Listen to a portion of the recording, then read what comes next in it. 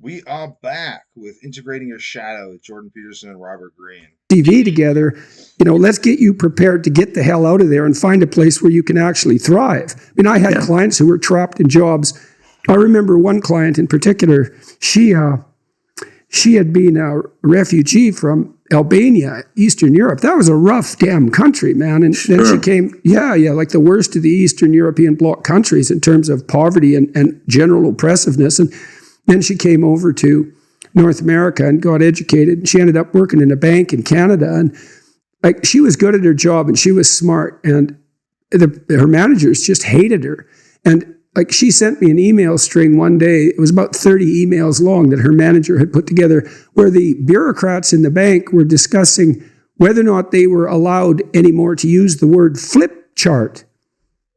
I think they replaced it with easel board or some damn thing. Well, the reason for that was flip had been used at some point, hypothetically, as an epithet for Filipino people. And so it was politically incorrect. And it was just, I mean, she was just being driven mad by this kind of, what would you call it? Pointless moral posturing. And she was a sensible person and questioned a lot of the bureaucratic stupidity. So my goal in situations like that was to help people figure out how to move laterally and find a place where, their virtues would be rewarded instead of punished. Right. It's very wise. If it can be managed. My experience is, and what I wanted to help people with the 48 laws of power, when these things kind of happen, you get very confused and they create a kind of trauma in your life where you sometimes blame yourself or you wonder maybe you did something wrong and you become a little bit skittish and you get a little bit afraid in your next job, and these things kind of linger on in your mind. So having some clarity, I don't want to make people paranoid in reading these books. I make it very clear that that's not the point. I want you to be very realistic.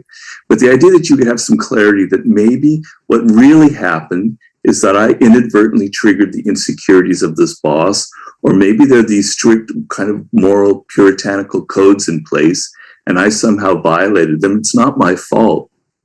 That kind Says a guy who works for himself. He concluded in his life that he should just work for himself, and so have I, because it's bad. Honestly, the reason it's bad is because we need more people employing people, because there aren't enough people employing people, so there's no competition to actually be a good employer. Like, we need more me's fixing the problem by creating jobs rather than more people working at these jobs giving these people more power. kind of clarity can be very, very empowering, I find, in that. That's another kind of motivating device behind the 48 laws. Well, you also make me very curious about your personality. I mean, when I'm talking, I'm sorry, I'm going to, that's okay. I'm a clinician and I snap into that mode sometimes, and I'm very curious about this conversation. I mean, you have a very gentle demeanor and a very soft and I focus on relaxing my body, and the tendency to grit my teeth goes away. I also have to uncross my legs too. Kind voice, and you don't look like a harsh person. And so one of the dimensions, one of the cardinal personality dimensions, there's 5 of them. You may know this: extroversion, which is a positive emotion, and it's associated with assertiveness and enthusiasm. Yeah. And Trump is extroverted. Definitely. Negative emotion, that's neuroticism, and that's the whole panoply of negative emotions. They all clump together, and people differ in their sensitivity to them. Agreeableness, that's compassion and politeness on the high end, and more like bluntness and competitiveness on the other end. And conscientiousness and openness, which is creativity. You're obviously high in openness. You're entrepreneurial, you're a writer, you're interested in ideas, you're obviously creative. But you strike me as someone who's very high in agreeableness, compassion. That's compassion and politeness.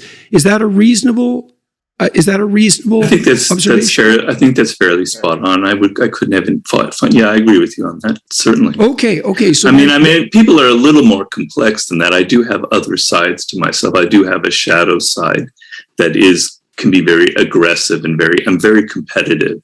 So I think on the surface, I have that kind of agreeable personality for various reasons. But yes. Would you describe yourself as compassionate? Me too. I also do.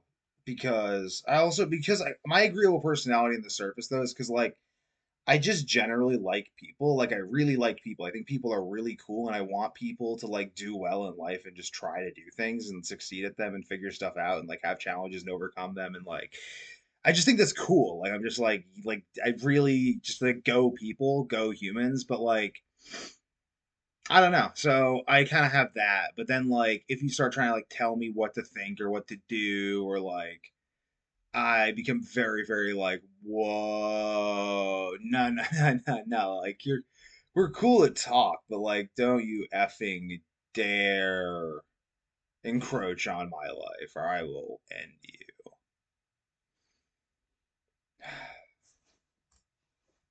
Empathetic, very much so. Yeah, okay. So here's what To I'm a wondering. fault, probably. Okay. So I'm very curious about that because I mean, I build courses for sick people. I'm very empathetic. one of the disadvantages of being high in agreeableness is that you're more likely to be a target for disagreeable types. Certainly. So, and this is a really important notion. So I was talking yesterday, who was it with?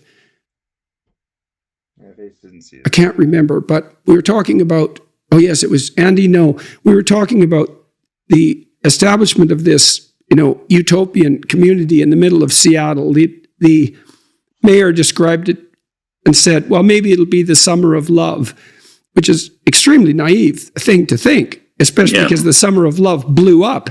And so, that's sort of a celebration of agreeable virtues. And so agreeable people are very generous and kind, and they're not backstabbing, and they're empathetic, and they're self-sacrificing. But there have been computer simulations, very sophisticated computer simulations by evolutionary biologists of what happens if you get agreeable people together. So imagine you have a population of people, and all of them are agreeable. And so they're cooperating away. It's all very kind and nice.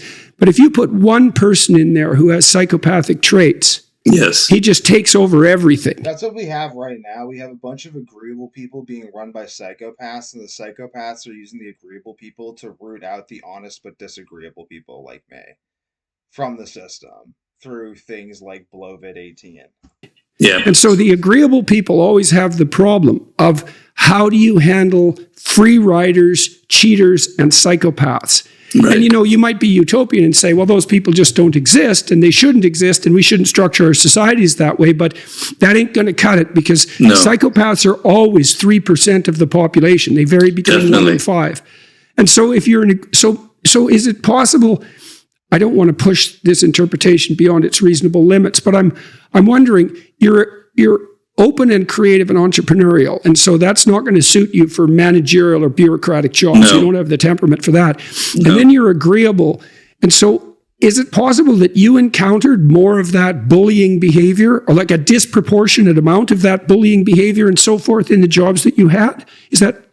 I think that's very possible. And yes, and I'm also very sensitive. So I'm kind of, react a little bit more than most other people might react. But the odd thing is that the book came out in 1998 and it has resonated with lots and lots of readers. I've sold millions of copies of the book. And so I think a lot of people share the trait that I have. Oh, there's no doubt about it. It's not uncommon what I'm talking about at all. I mean, the great manipulators in the brain is like coming on from the zinc and the choline and inositol and B vitamins and salt and some magnesium that I took with the caffeine and the ribeye and the liver. My brain is very switched on right now. This is great. The world, the 3% that you talk about, and I think that's about the time to start real work soon. Right number. They don't need this kind of book because they're born that way, or they're not born that way, but they learned at the age of 3 or 4 or 5 how to begin to manipulate, and their whole personality was kind of formed over these sort of tactics. They don't need a book like that. What seems to happen there, we studied that, so if you take 2-year-olds and you group them together, 2-year-olds, by the way, grouped together are the most violent of human beings in definitely. age-matched groups. Okay, so among 2-year-olds, there's a proportion of them who will spontaneously kick, fight, hit, bite, and steal. Yeah. My daughter is the opposite. She goes around trying to help people get them hugs and find their mamas for them. She's the cutest. We have to find his mama. She's so They're almost all males, and it's Yeah. about 5% of the males. Now, most of them, this goes to nature versus nurture, say, most of them get socialized out of that by the time they're 4. Now, they would be more disagreeable boys. So they're not empathic and My compassionate. daughter also does love trying to judo throw people, though. So that is the other, but she does it lovingly.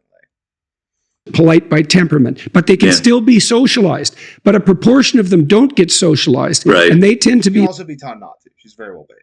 life course antisocial Very types. proud dad. Yeah, I think Melanie Klein, she looked at infants like that at that age, and she said that there was something called the greedy baby.